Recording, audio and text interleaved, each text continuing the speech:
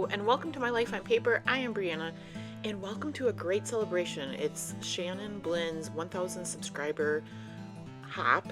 We're celebrating her. This is the layout that I am going to lift of hers. Go check out Shannon. I will have her links listed below. She is on both YouTube and Instagram. And it is such an exciting milestone for her. She does a lot of Disney layouts, and in fact, she does the hop all about the mouse. So I decided to use Disney photos, and I was so excited to see her layout with the two horizontal photos and the one vertical, because I knew I was waiting to do this Peter Pan layout. So I went into my stash, and these are just some scraps that I have that I'm excited to use. You'll see I use that paper underneath with the parrot on. Has nothing to do with this Peter Pan layout, but it was this light blue that I needed, and I knew I could.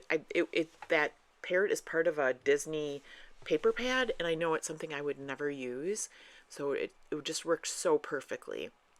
So I used the rest of these scraps, and I split them in half so they're 6 inches long, and I put them on the top and the bottom, and then I was able to layer the photos, and I used my grid mat that I'm on top of here with the page to make sure there was like 2 inches on top, 2 inches on bottom. Instead of trimming the paper down, if that makes sense, I could just line it up with the grid.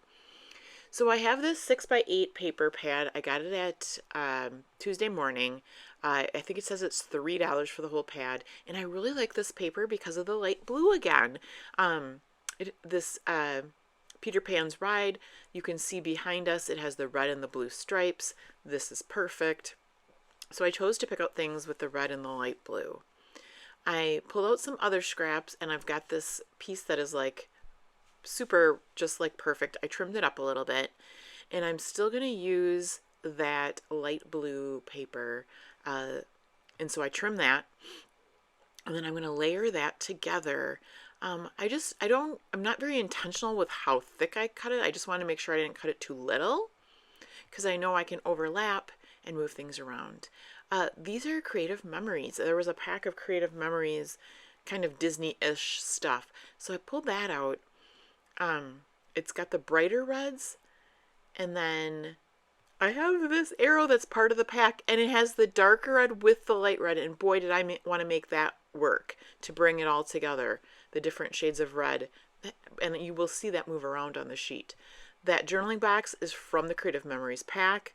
That yellow piece is another piece just from my stash, and then I'm pulling out washi tape, and I should look to see. This is Carpe Diem washi tape.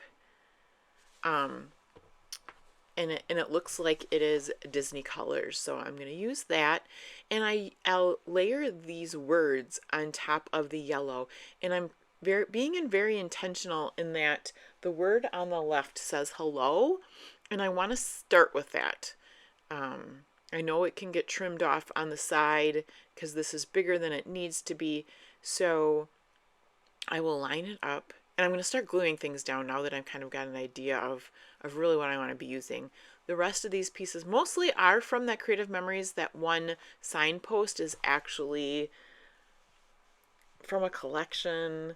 I should know what collection from. I believe it is, well, it's either Cartabella or like Simple Stories. So here you can see me trying to match up. I'll move it over in a second because I want you to be able to see that hello. It wasn't exactly even. I thought I was going to tuck it, and because I'm not tucking it, I do trim it on the top to make it even. I feel like this page of Shannon's is really my style. That, you know, there's lots going on, but not too much going on. Like there's not a lot of embellishments. The excitement is with the pattern papers. Again, congratulations to Shannon on hitting that 1,000 subscriber mark. That's quite a accomplishment. I'm quite excited for her. I know I didn't glue this down yet, but I do put the washi tape on just kind of as a stabilizer until I can use the ATG adhesive to glue it all down. I'm making sure I get it even up to the left side, not worrying about the right because of the photo going here, and then I plop the photo in the middle. I will then work on that yellow piece, and like I said, I end up making sure that you can see the hello, and that's nice and flush to the left side. And then I will pull up that pattern paper a little bit on the right to tuck it under. Everything's about making it easier. That way I don't have to like try to trim it even or anything on the other side. I leave arranging the cluster for last. So I've got my pieces pulled out that I know, or some of them that I know I want to use, right? I have more than what I need. And I found that journaling piece and I like that. And not all of my Disney piece or pages need to have journaling. I mean, it's going to have another layout on the other side.